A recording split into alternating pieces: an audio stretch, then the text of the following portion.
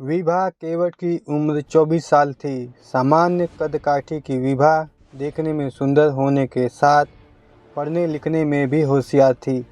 चूँकि उसके घर की माली हालत अच्छी नहीं थी, इसलिए पिछले 2 सालों से वह फैमिली दंत चिकित्सालय में अटेंडेंट की नौकरी कर रही थी। सतना के धावरी स्थित कलेक्ट्रेट रोड पर यह दंत चिकित्सालय डॉक्टर आशुतोष त्रिपाठी का था। विभा का घर मल्लाह मोहल्ले में था।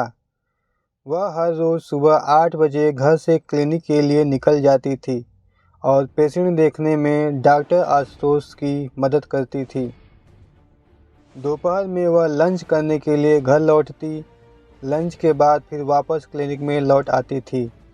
रात के 8 बजे डॉक्टर आशुतोष त्रिपाठी क्लिनिक बंद करके कार से पहले विभा को उसके घर के पास छोड़ता, फिर अपने घर जाता था। यह विभा की रोज़ की दिनचर्या थी। नौकरी में अपना अधिकतर समय देने के बाद भी विभा पढ़ाई के लिए समय निकाल लेती थी। उसका सपना LLB करके वकील बनने का था। वह एक प्राइवेट कॉलेज से LLB कर रही थी। चूँकि घर की हालत सही न होने के कारण वह अपनी पढ़ाई के खर्चों को पूरा करने में असमर्थ थी, इसलिए पिछले 2 सालों से इस क्लिनिक में नौकरी कर रही थी।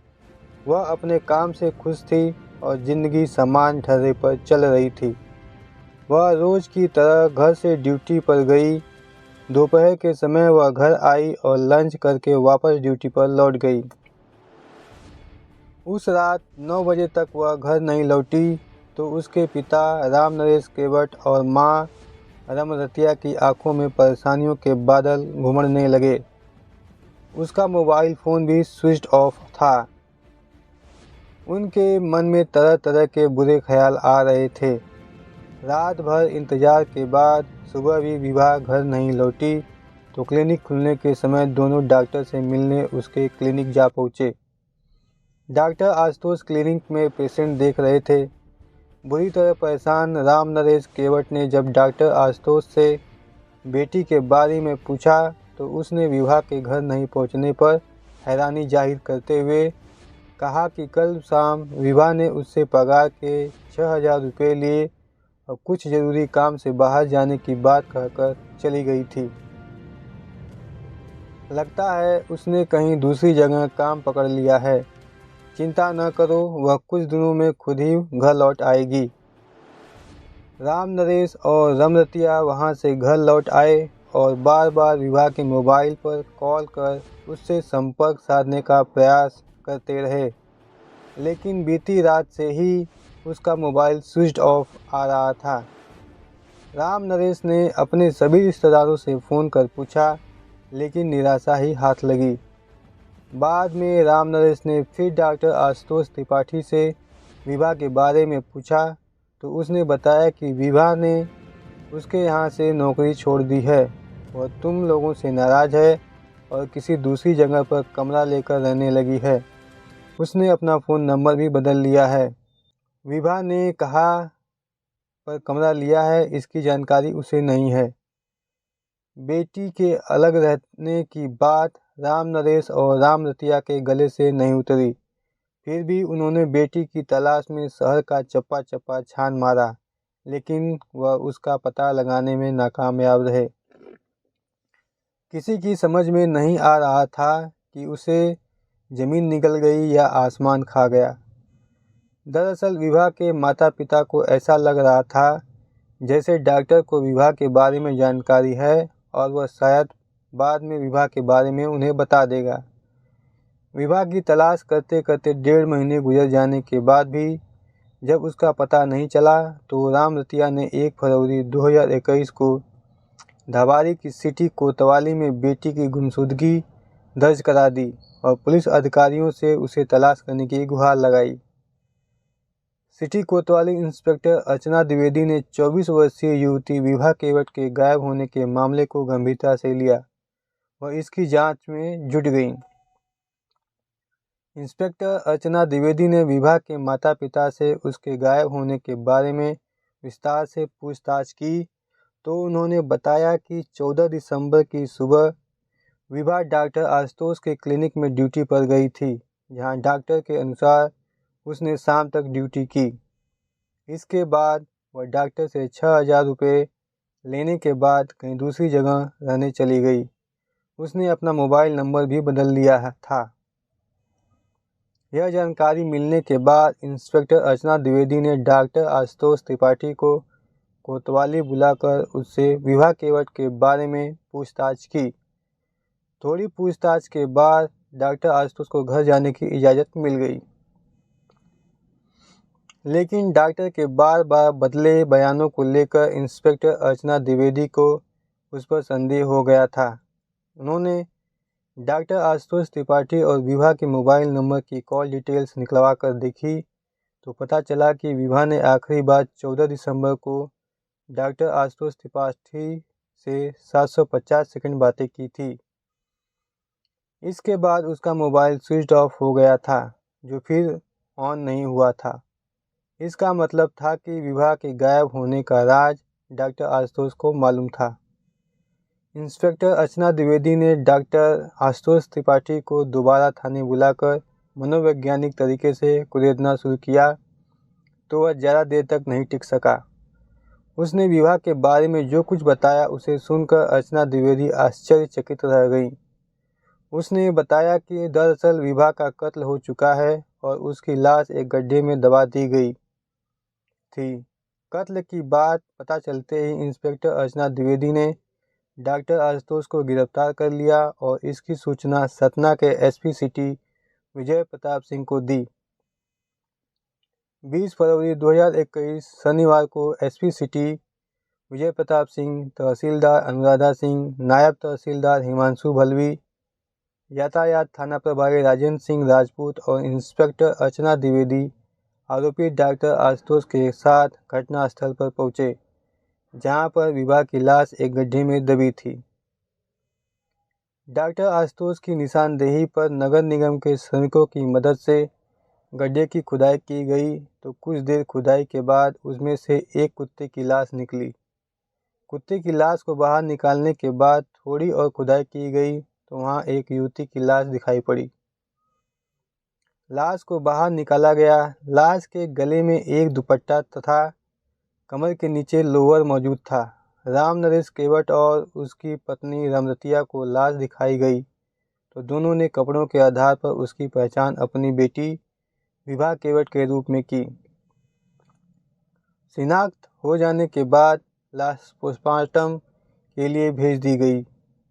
डॉक्टर आशुतोष के बयान और पुलिस की तहकीकात के आधार पर विभा केवट हत्याकांड के पीछे एक सनसनीखेज कहानी उभर के सामने आई। सतना के धारावी इलाके में चांदमारी रोड मंगल भवन के पीछे अंग्रेजी के शिक्षक नरेंद्र त्रिपाठी अपने परिवार के साथ रहते थे। वह राजकीय कन्या विद्यालय धावरी में नौकरी करते हैं। उनके 2 बेटे हैं। बड़ा बेटा अभिषेक त्रिपाठी छत्तीसगढ़ के रायपुर शहर स्थित एक रियल एस्टेट फर्म में बतौर फाइनेंस मैनेजर कार्यरत है। दूसरा बेटा आशुतोष डेंटिस्ट है। 2 साल पहले आशुतोष को अपने क्लिनिक के लिए एक अटेंडेंट की ज़रूरत थी। मल्लाह मोहल्ले में रहने वाली राम नरेश केवट की दूसरी बेटी विभा को जब इस नौकरी के बारे में पता चला तो उसने डॉक्टर आशुतोष से मिलकर उसके यहाँ काम करने की इच्छा जाहिर की। डॉक्टर आशुतोष ने विभा को क्लिनिक से संबंधित जरूरी कामकाज के बारे में समझाते हुए जब सैलरी के बारे में उसे बताया तो उसने वहाँ काम करने के लिए हामी भर दी। यह बात सन 2018 की थी। डॉक्टर आशुतोष ने विभा को क्लिनिक से संबंधित सभी बातों को समझने के बाद यह भी समझा दिया कि वहां आने वाले पेशेंट से किस प्रकार व्यवहार करना है। फिर उसे अपना मोबाइल नंबर देते हुए कहा कि अगर उसकी अनुपस्थिति में उसे कोई भी मुश्किल आए तो मुझे कभी भी कॉल कर सकती हो। उसी समय विभा और डॉक्टर आशुतोष ने अपने अपने मोबाइल में एक दूसरे के नंबर सेव कर लिए। विभा तेज तर्रार युवती थी। थोड़े ही दिनों में वह सारा काम सीख गई। उसकी कुशलता देखकर डॉक्टर आशुतोष भी खुश हुआ। विभा यहाँ काम पाकर पूरी तरह संतुष्ट थी, क्योंकि उसके प्रति डॉक्टर का व्यवहार ठीक था और वेतन भी टाइम से दे देता था। इस तरह धीरे धीरे समय का पहिया घूमता रहा। साल भर गुजर जाने के बाद डॉक्टर आशुतोष और विभा आपस में काफ़ी घुल मिल गए थे। पेशेंट की मौजूदगी में वे दोनों एक दूसरे से सिर्फ काम की ही बातें करते थे, लेकिन जब वहाँ कोई नहीं होता तो वे हंसी मजाक से लेकर दुनिया जहान की बातें करते थे। बातों बातों में वक्त आसानी से कट जाता था। इसी दौरान डॉक्टर आशुतोष ने मन ही मन विवाह को पाने की योजना तैयार की और उस पर अमल करना आरंभ कर दिया। अपनी योजना के तहत शाम को जब वह क्लिनिक बंद करता तो घर जाने से पहले विवाह को उसके घर छोड़ने जाने लगा। विवाह डॉक्टर आशुतोष के इस बदले हुए व्यवहार के पीछे की चाल को नहीं भांप सकी। उसने सोचा कि डॉक्टर आशुतोष खुश होकर उसकी मदद कर रहे हैं। कभी कभार वह विवाह को घर छोड़ने से पहले किसी होटल या रेस्टोरेंट में ले जाता, जहां खाने के दौरान वह विवाह का दिल जीतने की कोशिश करता था। विवाह एक गरीब परिवार से ताल्लुक़ रखती थी। जल्दी वह उसकी बातों में आ गई। डॉक्टर आशुतोष ने जब ताड़ लिया कि विवाह उसकी इच्छा का विरोध नहीं करेगी, तो एक दिन उसने विवाह को शादी करने का झांसा देकर उसके साथ शारीरिक संबंध बना लिया। उस दिन के बाद विवाह के प्रति डॉक्टर आशुतोष का व्यवहार एकदम बदल गया। विवाह को खुश रखने के लिए वह उसे महंगे तोहफे आदि देता रहता था, ताकि उसकी जिस्मानी ज़रूरतों को पूरा करने में विवाह आनाकानी न करे। अलबत्ता एक दिन विवाह ने अपनी बड़ी बहन को आशुतोष से अपने अफेयर की बात बता दी और यह भी कहा कि कुछ दिनों में डॉक्टर उससे शादी कर लेगा। इस पर उसकी बहन ने उसे समझाते हुए कहा भी कि अमीर लोग गरीब घर की लड़की से शादी करने की बात अपना मतलब निकालने के लिए करते हैं। कहीं तुम आगे चलकर ठगी न जाओ, इसलिए जितनी जल्दी हो सके शादी कर लो। बहन की बात सुनकर विवाह ने उसे जवाब दिया कि उसका प्यार इतना कच्चा नहीं है कि डॉक्टर उससे शादी का बहाना कर आसानी से अपना मुंह फेर ले। उस वक्त कहने के लिए तो विवाह ने बड़े ही आत्मविश्वास के साथ अपनी बड़ी बहन को जवाब दे दिया, लेकिन उसी दिन उसने मन में ठान लिया कि वह डॉक्टर को जल्द शादी करने को कहेगी। इसके बाद जब भी आशुतोष विवाह को शारीरिक संबंध बनाने के लिए राजी करने की कोशिश करता, तो वह उससे पहले शादी करने की बात करती। इतना ही नहीं, जब भी दोनों क्लिनिक में अकेले होते, वह उससे शादी करने का दबाव डालना शुरू कर देती थी। आशुतोष एक बड़े परिवार से ताल्लुक़ रखता था। समाज में उसकी अपनी अच्छी खासी हैसियत थी।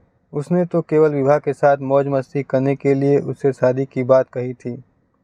वास्तव में उसने दिल से कभी विवाह से शादी के बारे में सोचा तक नहीं था। इसलिए जब विवाह ने उस पर शादी का अधिक दबाव बनाना शुरू किया, तो 14 दिसंबर 2020 को आशुतोष ने बात बढ़ जाने पर विवाह की गला घोंटकर हत्या कर दी। उस समय क्लिनिक में उन दोनों के सिवा कोई नहीं था। विवाह की हत्या करने के बाद आशुतोष ने उसकी लाश एक बोरी में डालकर क्लिनिक के अंदर ही एक कोने में रख दी। अगले दिन वह क्लिनिक में पेशेंट का इलाज करते हुए मन ही मन विवाह की लाश को ठिकाने लगाने की तरकीब सोचता रहा। दोपहर के बाद उसने कुछ